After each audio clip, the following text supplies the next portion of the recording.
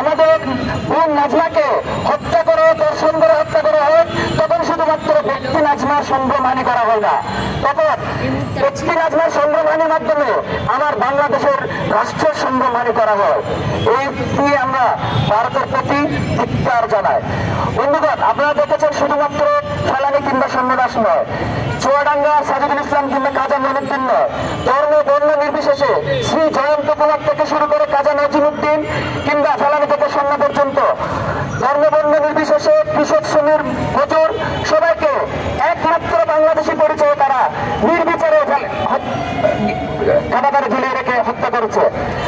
গত 16 বছরে ফ্যাসিস্ট শেখ হাসিনা বিভিন্ন আসম চুক্তির মাধ্যমে বাংলাদেশকে বারবার একটি আশ্রিত রাজ্যে পরিণত করতে চেয়েছে। আমরা গত 5 আগস্ট ছাত্র জনতার গণঅভ্যুত্থানের মাধ্যমে আমরা তাদেরকে জানিয়ে দিয়েছি বাংলাদেশ একটা সার্বভৌম স্বাধীন রাষ্ট্র। কোনোভাবে বাংলাদেশের প্রতি যদি কোনো আগ্রাসন চালানো হয়, কোন ধরনের আধিপত্যবাদী আগ্রাসন চালানো হয়, এই বাংলাদেশের ছাত্র জনতা যেভাবে খুনি হাসিনাকে উৎখাত করেছে, ঠিক সেইভাবে দিল্লি বা ঢাকা স্লোগান দিতে দিতে বদরে বাংলাদেশের মানুষ চলে যাবে।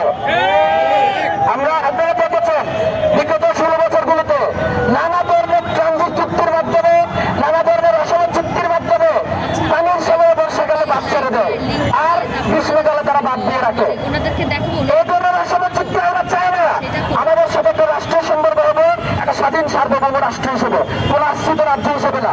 যে বাংলাদেশকে আশ্রিত রাজ্যে পরিণত করতে চেয়েছিল আমরা তাকে উচ্ছেদ করেছি। যে বাংলাদেশকে একটি ভারতের দালাল এজেন্ট হিসেবে নিজেকে নিয়োজিত রাখছিল আমরা তাকে উচ্ছেদ করেছি। সুতরাং ভবিষ্যতে কোন ফলানির হত্যাকাণ্ড আমরা চাই না, কোন সন্ন্যাসীর হত্যাকাণ্ড আমরা চাই না, কোন নাজমাহাতের দর্শন হত্যাকাণ্ড আমরা চাই না। অন্তর্বর্তীকালীন সরকারের কাছে আমরা দাবি জানাই, কেন এতক্ষণ পর্যন্ত ভারতের হাই কমিশনার কাছে জবাব চাওয়া হয় না আমার বোন নাজমাকে কিভাবে হত্যা করে দর্শন করা হয়েছে? আমরা এর বিচার চাই। এই রাজু ভাস্কর্য থেকে, এই বৈষম্যবিরোধী ছাত্র আন্দোলনের কাছ থেকে, এই ব্যানার থেকে সর্বস্তরের ছাত্র জনতার মাধ্যমে আমরা জানিয়ে দিতে চাই, বাংলাদেশের সাথে ভারতের কিংবা অন্যান্য দেশের সবার সাথে সম্পর্ক হবে ন্যায্যতার ভিত্তিতে, ইনসাফের ভিত্তিতে, পরিষেবার চোখ রেখে ন্যায্যতার ভিত্তিতে, সম্মানের ভিত্তিতে, আত্মমর্যাদার ভিত্তিতে। আমাদেরকে কখনো ভুলে গেলে চলবে না বাংলাদেশের স্বাধীন সার্বভৌম দেশ। আমরা 5 আগস্টে নিজেদেরকে জানান দিয়েছি বাংলাদেশের মানুষ তার কাছে পরাধীন হয়ে কোন ফ্যাসিস্টের অধীনে বাঁচতে চায় না।